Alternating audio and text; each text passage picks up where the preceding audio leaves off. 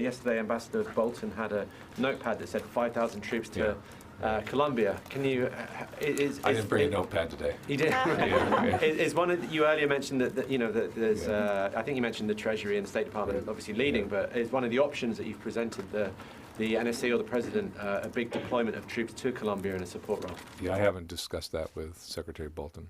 So there's no plan to send thousands of troops to Colombia at this point? I haven't discussed that with Secretary Bolton. Yeah. On Afghanistan. You discussed it with someone else? You're not ruling it out. Yeah, I was just hoping to get some clarity on your answer about Colombia. Are you saying that is not an option on the table? I said that I didn't speak with Secretary Bolton about it. Did you speak with someone else about it? So you're not ruling it out. I'm not commenting on it. Currently, we are witnessing a human tragedy, as an example, in Venezuela. Russia made very clear its opposition to the proceeding, arguing that any UN involvement in Venezuela constituted a violation of that country's sovereignty. What Russia stands to lose in Venezuela. In it, Vladimir Rudinsky, who is a foreign policy expert at the University in Columbia, says, if I can find it here, Venezuela is Russia's last asset in Latin America. Clearly, that is not something it will just walk away from. We don't see any external threats coming from what is taking place in Venezuela. Venezuela does not represent a threat to peace and security. If anything does represent a threat to peace, it is the shameless and aggressive actions of the United States and their allies aimed at the ouster of the legitimately elected president of Venezuela. President Trump asked a number of his top foreign policy advisors last summer about the possibility of invading Venezuela. Trump aides vigorously pushed back against the idea, as did fellow Latin American leaders who allegedly told Trump they did not want to see a U.S. invasion. Tell us what you're considering for Venezuela. What options are on the table right now to deal with this mess? We have many options for Venezuela. And by the way, I'm not going to rule out a military option. It's a regime that frankly could be toppled very quickly by the military if the military decides to do that. And you saw how the military spread as soon as they heard a bomb go off way above their head. That military was running for cover. Now it's time for every other nation to pick a side. No more delays, no more games. Either you stand with the forces of freedom, or you're in league with Maduro and his mayhem. With Mr. Maduro enjoying public backing from US adversaries like Russia, China and Iran,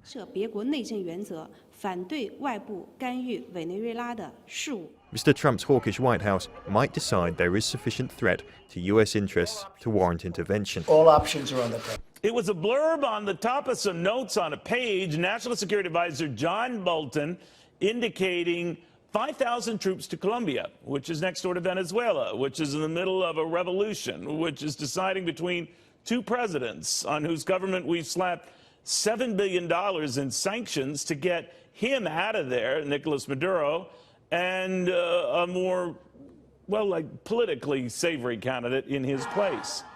We're here to discuss the growing crisis in Venezuela.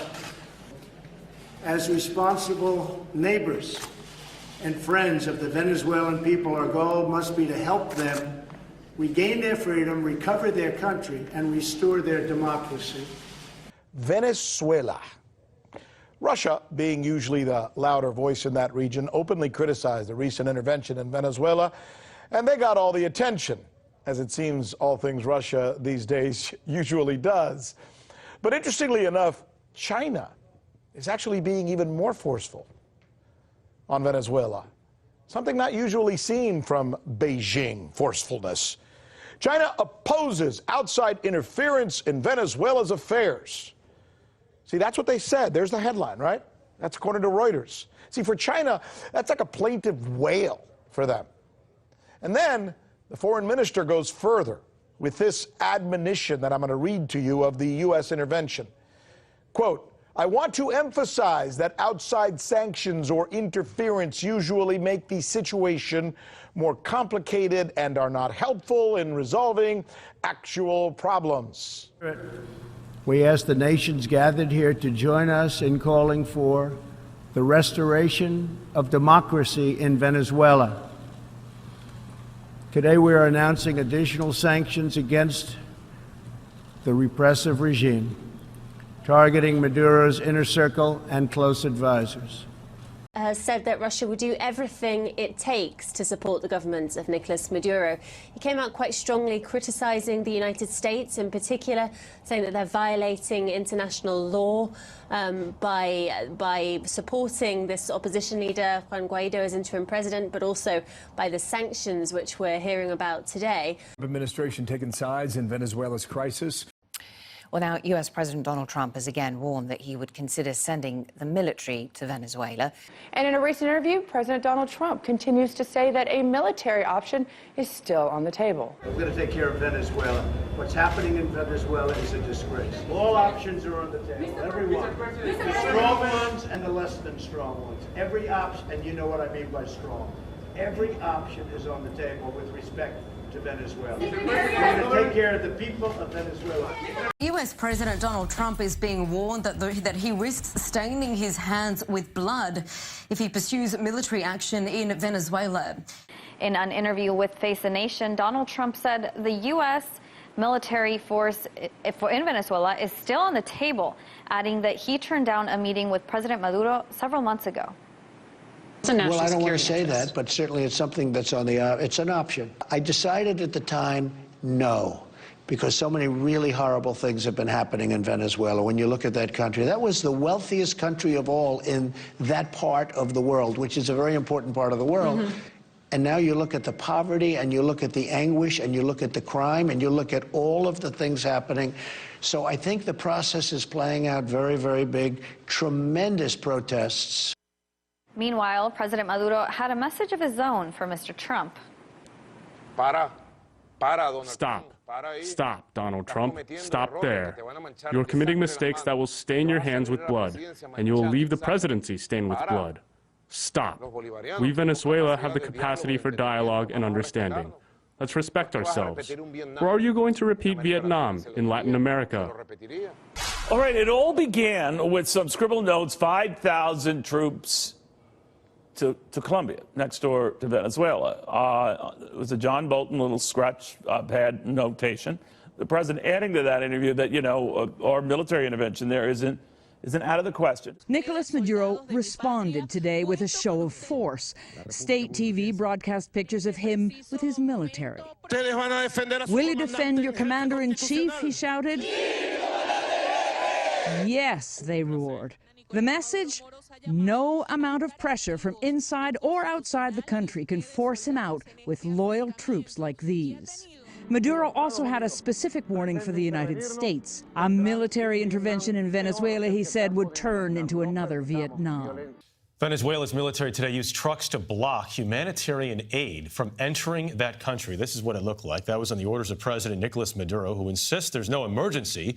Look, I think to some degree this is a standoff between Russia and America. The Russians have got $10 billion invested in Venezuela and some military assets, too. They don't want to lose that. They're going to back Maduro. Well, I think, you know, you raise a good point, but I think it's a little bit more complicated than that because don't forget China also has They've got $65 billion there. And they're owed a lot of, they're being repaid through the oil that's coming out of the ground, which is, you know, they're bringing less and less oil up. New tonight, speculation that the sudden appearance of a Russian plane at an airport in Caracas is there to transfer nearly $1 billion worth of Venezuelan gold from the country's central bank for dictator Nicolas Maduro. They put out this tweet from the parliament speaker, Jose Guerrera, who said that he had gotten information from the central bank in Venezuela that a plane from Moscow was landing to extract at least 20 tons of gold.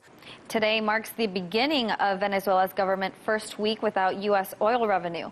Last week, the U.S. sanctioned state-run oil firm Petróleos de Venezuela. Venezuela has the world's largest oil reserves, and the country's economy is heavily dependent on oil exports, which makes these U.S. sanctions the most severe on Maduro's government to date. The U.S. is the biggest market for Venezuelan crude oil, and even though the U.S. had already cut back their purchases in recent years, it was still the second largest source of crude imports. Now, U.S. producers are saying that it will be hard for them to fill that void. Russia and Venezuela, this is a story. Russia has stakes in a big oil company called Citgo. It's a unit of PDVSA.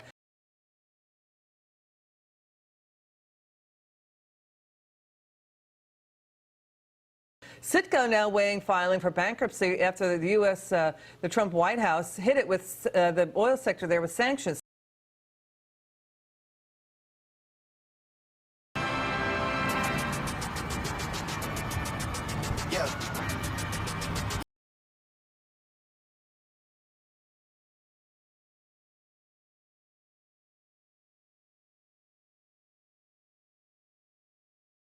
Russia has loaned Citgo billions of dollars and getting collateralized assets out of Citgo. What's your take on how the Trump White House is handling all of this?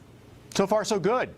I think they need to continue the pressure, build the international coalition. I think there's 50-some countries. You mentioned the European Parliament, which is not the European Union, remember. That's just the Parliament. But they're hoping that some European Union countries or the European Union as a whole will recognize the interim government. So looking for a peaceful transition. We don't want to see any violence. We don't want to have to involve ourselves there militarily. But we're hoping to a return of democracy and free markets and civil liberties to Venezuela.